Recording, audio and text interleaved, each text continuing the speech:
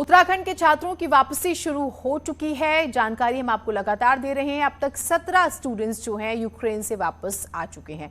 आज सुबह भी 7 स्टूडेंट्स जो हैं वापस आए हैं। उन्हें दिल्ली एयरपोर्ट पर प्रदेश सरकार के कुछ अधिकारी जो हैं वो रिसीव भी करते हैं, उनका स्वागत करते हैं।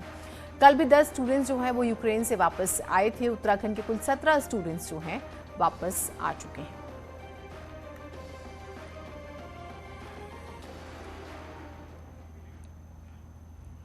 यूक्रेन से जो छात्रों का दल वापस भारत लौटा है उसमें 17 छात्र उत्तराखंड के भी हैं।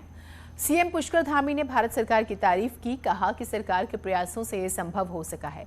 उन्होंने ये भी कहा है कि जो छात्र अभी भी यूक्रेन में फंसे हुए हैं उन्हें पोलैंड या फिर दूसरे रास्तों के जरिए भारत जल्द लाया जाएगा। सीएम धामी ने कहा है कि उत्तराखंड सरकार विदेश मंत्रालय से जो है लगातार संपर्क में है। जो भारत सरकार के द्वारा प्रयास किए गए हैं उन प्रयासों के तहत बच्चे वापस सकुशल लौट रहे हैं धीरे धीरे, और उत्तराखंड के भी 3 बच्चे इसमें हैं।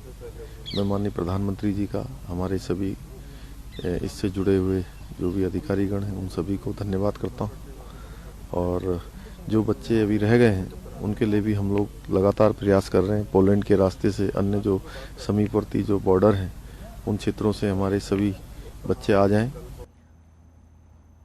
उत्तराखंड के 200 से ज्यादा स्टूडेंट्स अब भी यूक्रेन में फंसे हुए हैं। यूक्रेन में स्टूडेंट्स जहां अपनी जान बचाने के लिए बंकर में कैंडल जलाकर जी रहे हैं, तो वहीं उनके परिवार वाले भारत में परेशान हैं और लगातार प्रधानमंत्री नरेंद्र मोदी से मदद की गुहार लगा रहे हैं।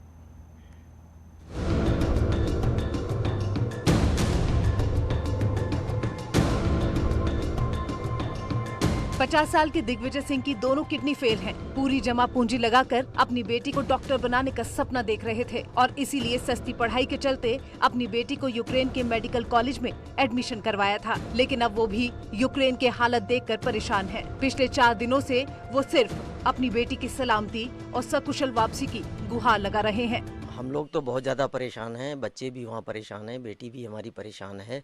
ना वहाँ खाने को है, ना पानी पीने को है, और वो बॉर्डर से बहुत दूर है, लगभग 600 या 700 किलोमीटर दूर है। खार्किव कीव से 600 या 700 किलोमीटर दूरी पर है। गवर्नमेंट कोशिश तो कर रही है, प्रयास कर रही है, कुछ बच्चों को इवैक्यूएट भी कराया है। मेरा छोटा भाई मामा का लड़का ब्रिजमोहन गोयल, उसका बेटा यूक्रेन में मेडिकल कर रहा है, MBBS कर रहा है, फाइनल ईयर में है। 20 तारीख को उसने प्रयास किया था, 2 तारीख की उसको टिकट मिली थी। वो टिकट उसकी कैंसिल हो गई, पैसे भी वापस आ गए।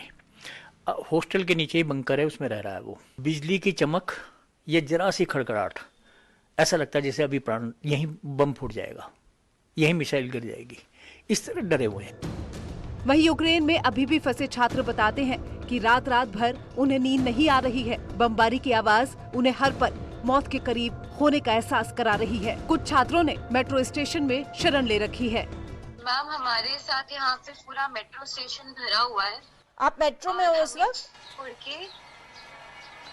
जी मैम, मेट्रो में है और अंदर लोग मेट्रो के अंदर लेटे हुए हैं। रोमानिया लिफ्ट तो कोई नहीं रही है। 2 फ्लाइट मंगाई थी उन्होंने, जो ऑलरेडी रोमानिया और पोलैंड के बॉर्डर पे पहुंच गई। सिर्फ 2 फ्लाइट्स आई थी, उसके बाद तो कुछ आया नहीं है। वहाँ पे बच्चे विदाउट शेल्टर, विदाउट फूड 3 दिन से वहाँ पे हैं, जो पहुँच गए हैं वहाँ पे। यूक्रेन में हालात लगातार बिगड़ रहे हैं। ऐसे में पेरेंट्स भारत में परेशान हैं। भारत सरकार ने यूक्रेन से भारत के छात्रों के लिए ऑपरेशन गंगा चलाया है, लेकिन बमबारी के बीच अभी भी फंसे छात्रों की जिंदगी दांव पर लगी है। न्यूज़ 18 के लिए देहरादून से भारती सकलानी की रिपोर्ट। देहरादून से बड़ी खबर आ रही है। खबर यह है कि बीजेपी में लगातार मुलाकातों का सिलसिला शुरू हो चुका है। दून से दिल्ली तक कई नेता मिल रहे हैं। तस्वीरें एक सामने आई है, वो हम आपको बता रहे हैं।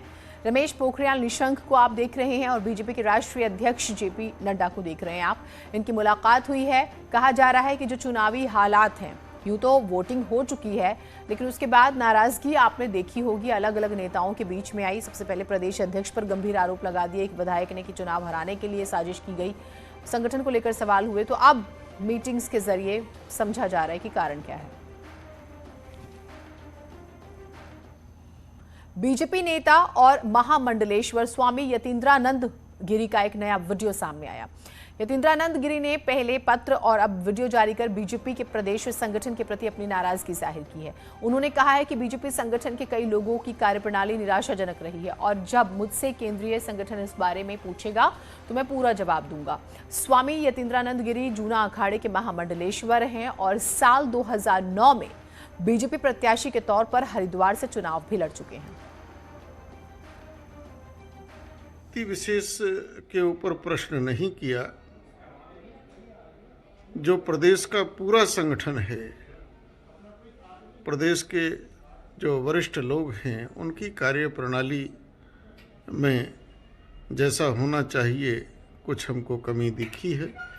उसी को हमने राष्ट्रीय स्तर पर अपनी बात रखने के लिए पत्र लिखा है। उत्तराखंड में 10 मार्च को सरकार किसकी बनेगी ये तो उसी दिन साफ हो पाएगा, लेकिन ये तय है कि सरकार किसी की भी हो, सत्ता संभालते ही उसे एक के बाद एक चुनौतियों से जूझना पड़ेगा। Special report.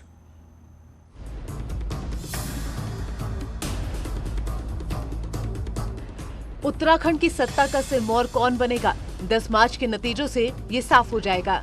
लेकिन सत्ता जो भी संभालेगा उसे एक के बाद एक 4 बड़ी चुनौतियों से जूझना पड़ेगा। नई सरकार की पहली बड़ी चुनौती होगी फॉरेस्ट फायर।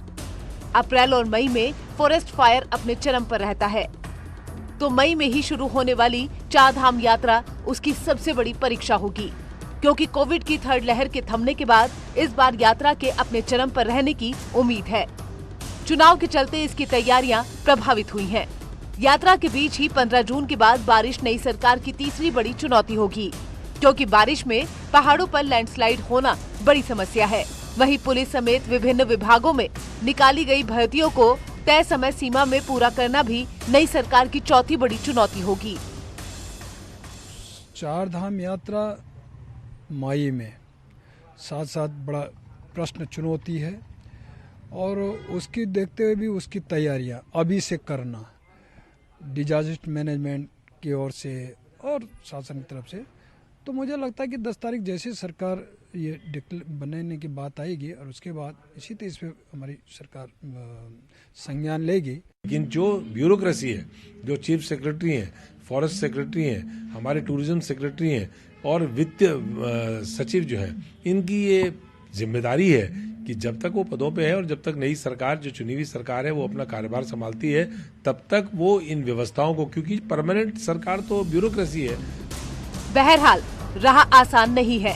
ये वो चुनौतियां हैं जिनका सामना सत्ता संभालते ही नई सरकार को हर हाल में करना ही होगा। इसके अलावा सरकारी कामकाज और जनता की उम्मीदों की कसौटी पर खरा उतरना भी उसके लिए बड़ी परीक्षा होगी। न्यूज़ 18 के लिए देहरादून से सुनील नवप्रभात की रिपोर्ट। हरिद्वार से भी बड़ी खबर आ रही है। सीएम पुष्कर सिंह धामी का आज हरिद्वार में दौरा है। सुबह 11:30 बजे वो हरिद्वार पहुंचेंगे। दिव्य प्रेम सेवा मिशन के कार्यक्रम में वो शिरकत करेंगे। साधु संतों से भी मुलाकात कर सकते हैं।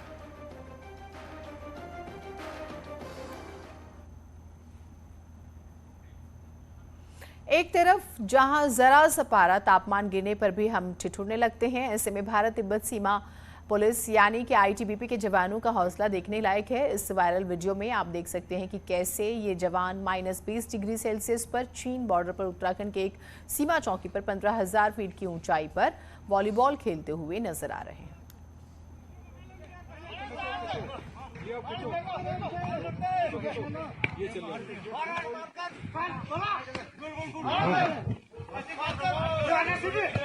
खेलते हुए नजर आ रहे हैं और अच्छी तस्वीरें, आपको प्रेरणा देने वाली तस्वीरें हम इसे कह सकते हैं। एक तरह से हौसला अफजाई करती हुई तस्वीरें। -20 डिग्री टेम्परेचर। उत्तरकाशी में ऊंचाई वाले इलाकों खासतौर से गंगोत्री, यमुनोत्री, हर्षिल, मुखबा, सुखी, खरसाली, हरकीदून समेत कई जगह भारी बर्फबारी हुई, जिससे हर ओर सफेद चादर बिछ गई। वहीं बर्फबारी होने से गंगोत्री हाईवे सुखी से आगे बंद हो गया। पूरे गंगोत्री इलाके के 40 किलोमीटर हिस्से में बर्फ की वजह से फिसलन बढ़ गई है। इसी बीच कई पर्यटक हर्षिल घाटी भी घूमने पहुंचे हैं।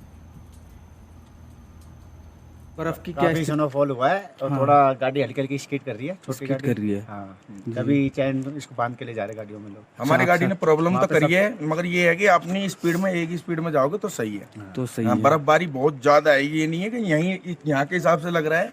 अभी हमारे यहाँ कुछ भी नहीं है, धूप निकल रही है। और हमारी गाड़ी तो ऊपर चढ़ी है ही ना, हम तो हर्षल से वापस जा रहे हैं। बर्फ इतनी भारी पड़ रही, गाड़ी फिसल रही थी, वापस जा रही थी पीछे। उत्तरकाशी की गंगोत्री और यमुनोत्री घाटी में हुई बर्फबारी के बाद पूरी घाटी सफेद चादर से जन्नत की तरह खूबसूरत नजर आ रही है। न्यूज़ 18 पर जो तस्वीरें आप देख रहे हैं बेहद ही खूबसूरत है। यमुनोत्री और गंगोत्री घाटी की तस्वीरों से पूरी घाटी के सुंदर नजारे का आप अंदाजा लगा सकते हैं। बर्फबारी से बंद गंगोत्री हाईवे को BRO द्वारा गंगोत्री धाम तक पूरी तरह से सुचारू किया गया।